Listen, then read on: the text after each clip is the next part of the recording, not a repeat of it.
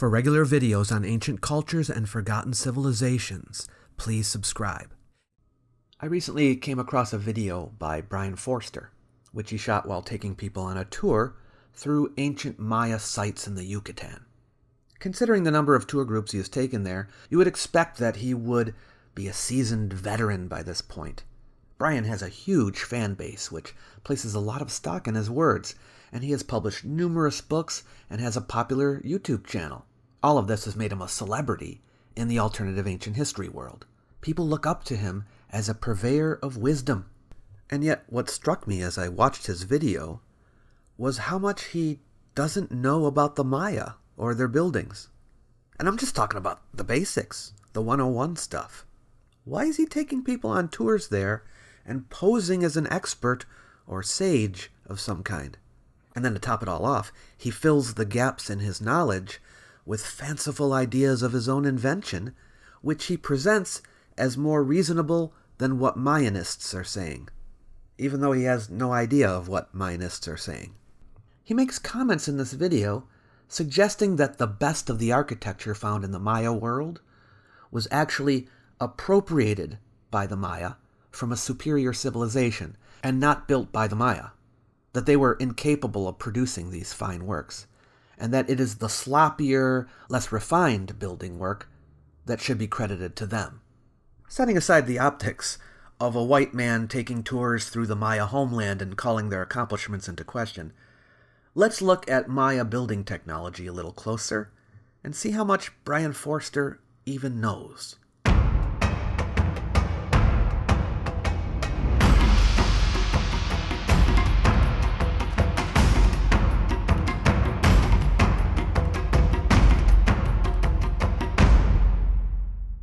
Welcome to the Myths of Ancient History series, which looks at popular misinformation on YouTube and the internet. Rough waters ahead. If you don't like it when people critique other people's views directly, this is not the video for you. If you're interested in a nice video that doesn't make any waves and just teaches you things about ancient history, I have plenty of other videos that fall into that category. Take a look at my Artifacts series to learn about ancient artifacts. Check out my Antiquities Travel Guide for a travel vlog of ancient places. My Q&A videos answer viewer questions. But this series, the Myths series, draws attention to bad history without pulling any punches. Have you ever gone on a tour at an archaeological site or ancient curiosity, and you're listening to your tour guide, and the thought crosses your mind, does this person really know what they're talking about? How much research have they actually done? Sometimes they seem like they're a little green, or at points it sounds like they're making something up. That's why it's always good to fact check when you get home to make sure you weren't led astray. And hey, I know being a tour guide can be a tough job sometimes. You have to remember a lot of facts and figures. Nobody can know everything.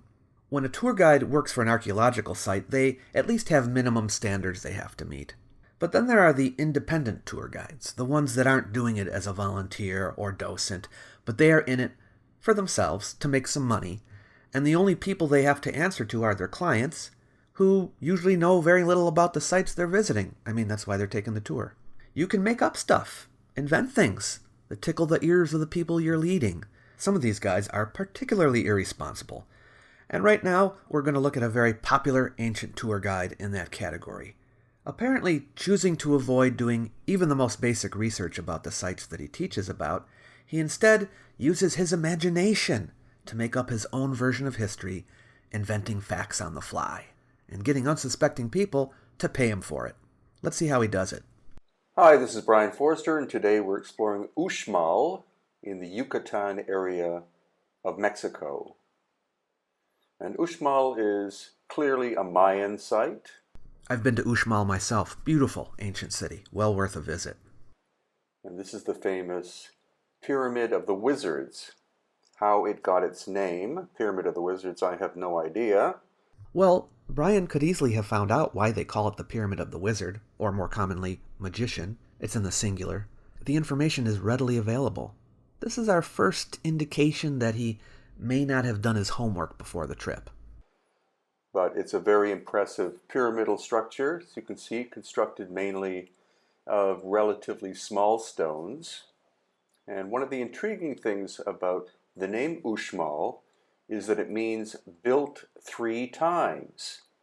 So, built 3 times during the Mayan period? Or could there be megalithic elements that the Maya discovered at this location and then decided to expand this complex? So that's what we're going to be looking at. Archaeological investigation has revealed there were actually 5 building stages of the structure. Note how Mr. Foerster often will phrase his ideas as a question. Could there be megalithic elements that the Maya discovered? This is a common practice among those who do not wish to be pinned down.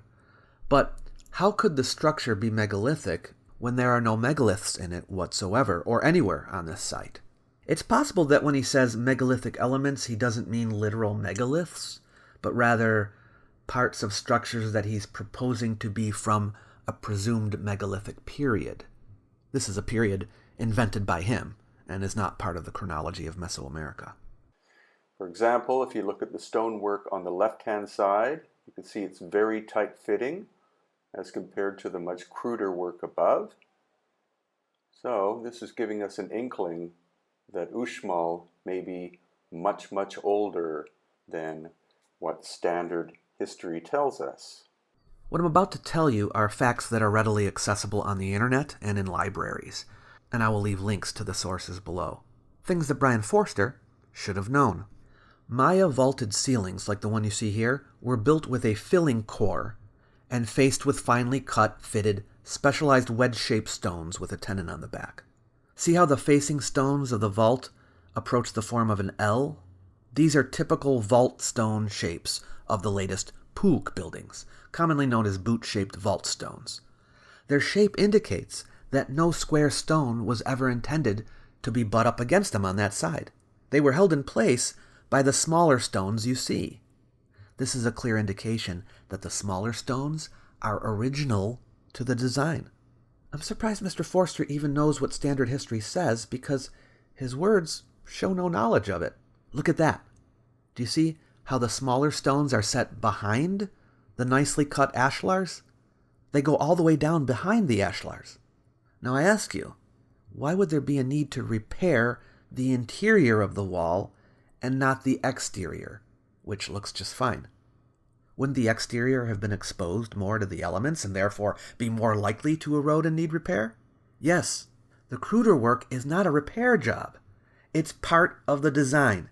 Even a rudimentary investigation into Maya architecture reveals that vertical walls of the buildings here at Uxmal and related sites are commonly constructed with a core of stone rubble and lime mortar and are faced with relatively thin dressed ashlars. This is characteristic of classic Maya buildings built in the Puuk style. They put the nice stones on the outside. That's what everybody saw. The cruder work is the fill.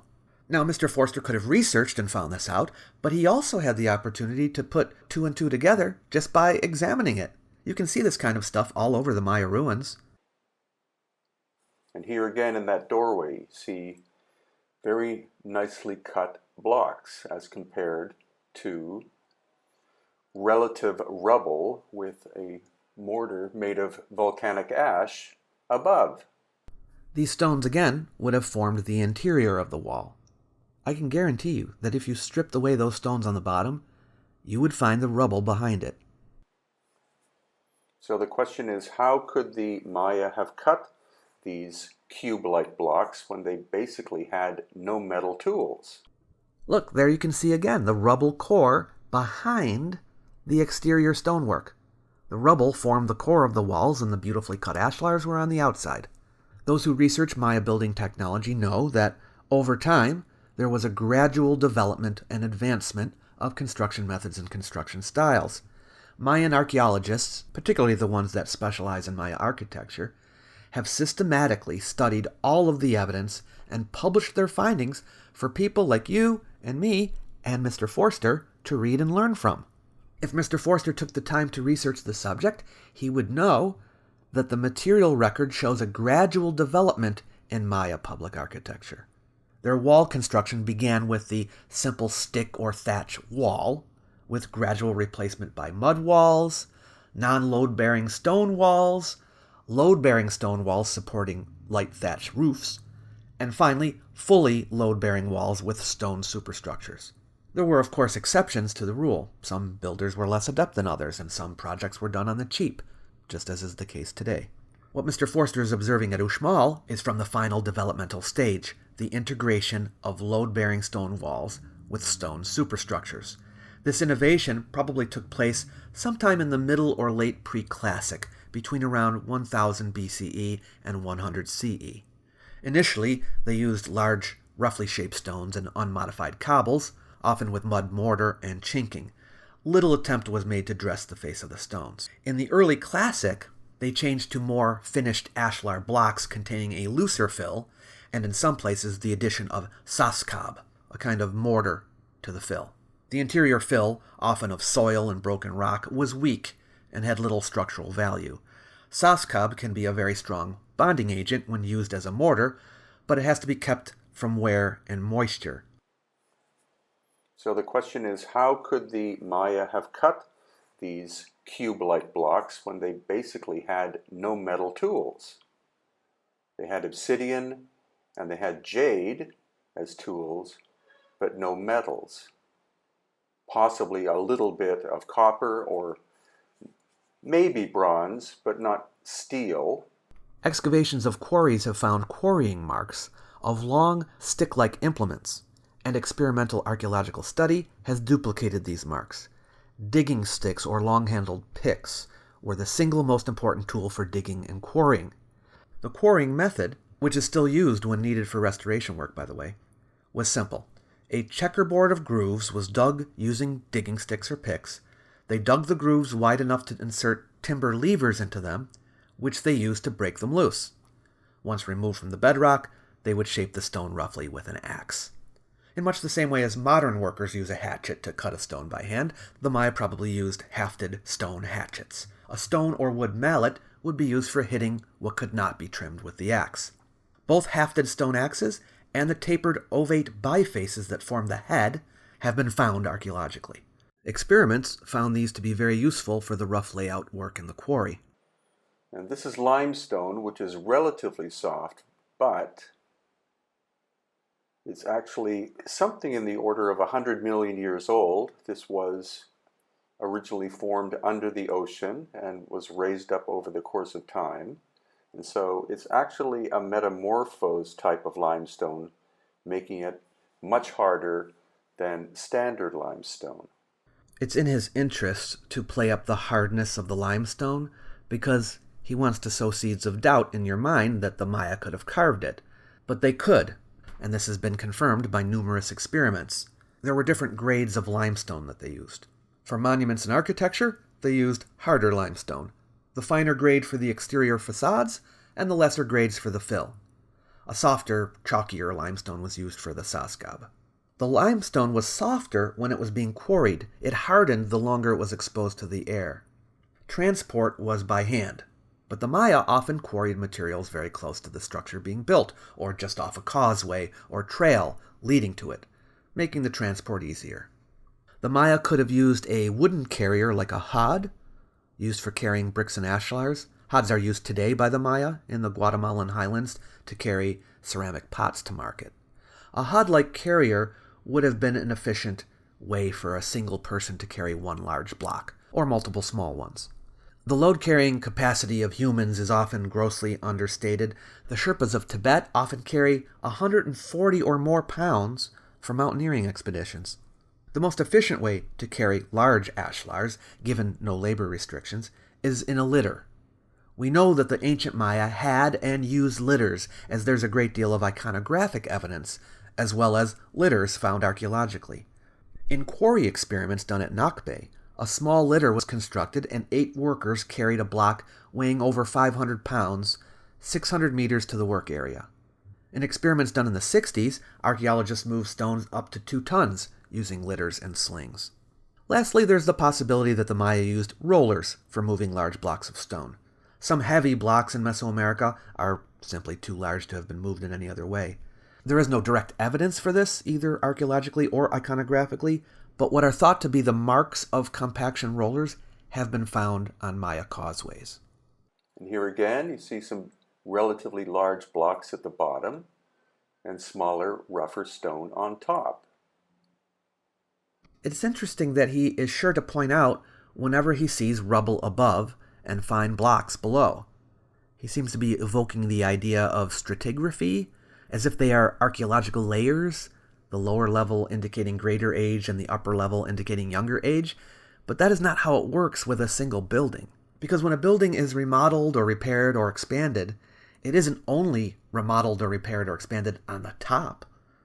Anyway, whenever you do see cruder work like this, it's because the outer layer is no longer there. This is something we've been looking at during this recent trip to Mexico. Again here, very nice cut blocks and then rubble used as fill in some places, but in other areas, very tight contact between the stones. And that's what we're looking at here again. Nicely cut blocks and relative rubble used as filler. This is crappy work, no doubt. We see crappy work today, too. It doesn't mean it comes from a later civilization. Keep in mind that imperfections would have been hidden because stonework was often covered with a thick coat or coats of plaster. The limestone used at most Maya centers is subject to exfoliation and efflorescence without the proper care and cover. It's probable that custodians would check and putty up the problem areas. This is one of the famous Mayan ball courts. And here again, we're going to see two stages of construction, or at least, once again, you're seeing nicely cut blocks and then relative rubble. Clearly not from the same construction period. We need to be careful because this was restored in modern times and is not a perfect representation of what was there. Some of the restorations had to place building soundness over perfect historical replication. The restorations seem to throw people like Brien Foerster off. But notice how thin the veneer masonry is. It was put on the exterior of the rubble. And once again here, finely cut blocks, and then mortar and to some degree rubble used as filler. And look at the inferior work on the left. Now that you know what to look for, you can see that in all these cases, the stone veneer is clearly meant to cover the rubble. It just isn't all there anymore. The modern repair work has the rubble coming out probably a little further than it originally was, just to hold everything together. Let's talk about how the Maya trimmed blocks to size once it arrived at the site. The tools used would probably be the same ones used in the final stages of quarrying. Stone chisels may also have been used. More ornate work, such as architectural sculpture or repeated designs, may have required an array of smaller tools, such as obsidian blades and various shaped chert flakes and gravers. Plumb bobs are thought to have been used for measuring. No evidence for a tool like a square has yet been found. Now, it is possible that it's just the outer casing stone, which is this fine work, but this again shows very rough work as compared to very fine work.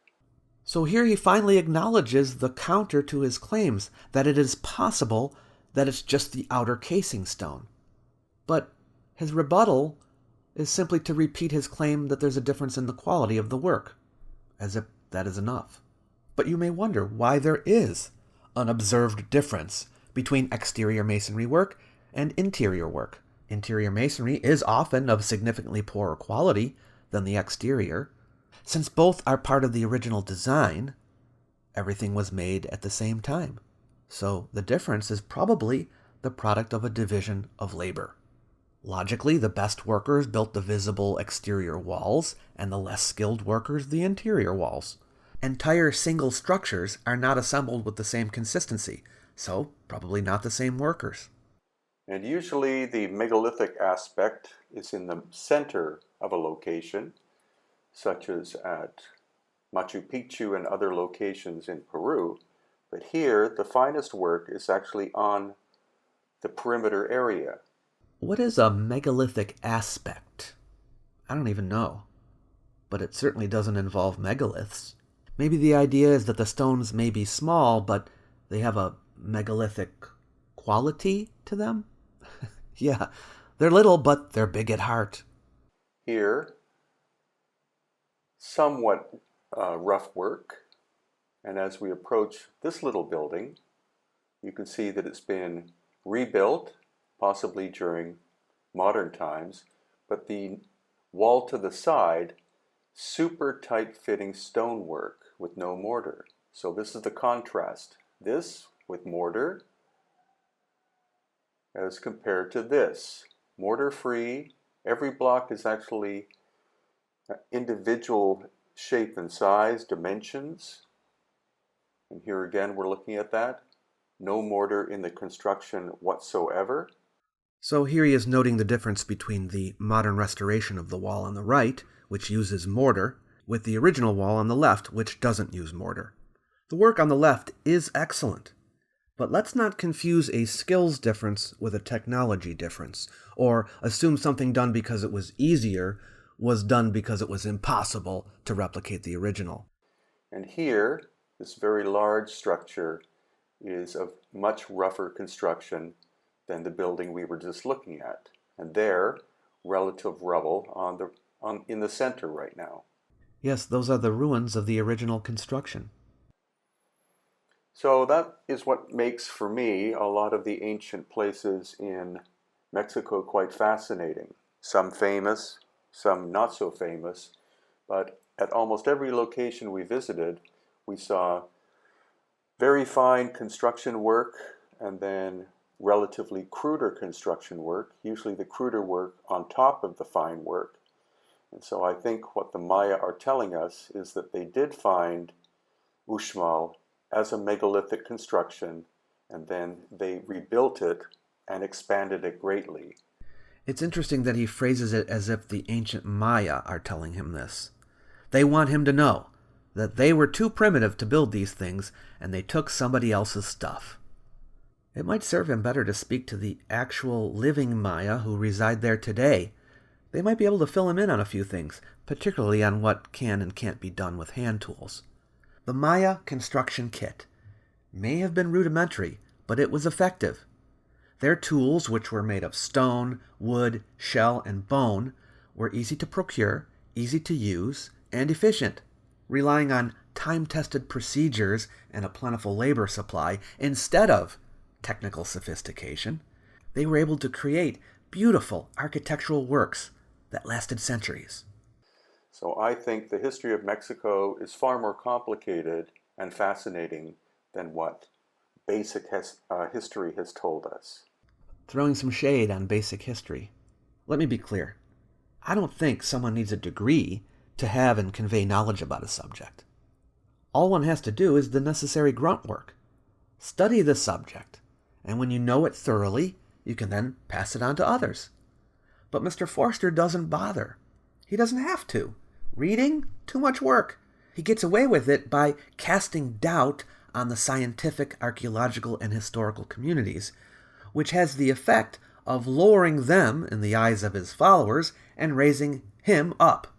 Is archaeological evidence getting in his way? No problem. Just call it baloney, and then you can ignore it. It's a tactic that allows him to dismiss legitimate evidence without actually doing anything whatsoever to address that evidence. And then the sky is the limit. You can take people to a site and start freestyling. Make up what you want. Improvise. Be creative. Say what comes off the top of your head. As long as you sound authoritative and a bit science-y, you're good to go. But sooner or later, people are going to catch on. I have always made an effort only to challenge ideas in my videos and not to attack anyone personally. But in this video, admittedly, I called into question not merely Mr. Foerster's ideas, but his behavior. Just keep in mind that there are people, maybe you are one of them, who are thinking of giving Mr. Foerster money. My sincere opinion is that he is selling snake oil to unwitting customers. But hey, maybe he's just saying, I'm not claiming any special knowledge. Just come along with me and we'll investigate it together. That's fine, as long as you know what you're getting into. But I have a feeling people go with him because they think they're going to learn something from him. Because he finds supposed megalithic evidence everywhere he goes, I can't even be sure he believes what he himself is saying. There is money in this. There's way more money in peddling the idea of an ancient lost civilization than there is in teaching consensus history. Think of this as a review in much the same way as a movie review or a restaurant review. You can do with the information what you will. I'm just telling you what value I think he offers. Thank you for watching all the way to the end. If you like what I'm doing on this channel and you want to support it, you can do so for as little as $2 per month at patreon.com/World of Antiquity. You might like my little e-booklet, Why Ancient History Matters. It's designed to persuade people that the subject is important, even in the modern world. You might also wish to use it to help spread the word. So feel free to share it with someone you know. It's free for anyone who wants it. I've left a link in the description box below the video for you to grab a copy. Catch you later.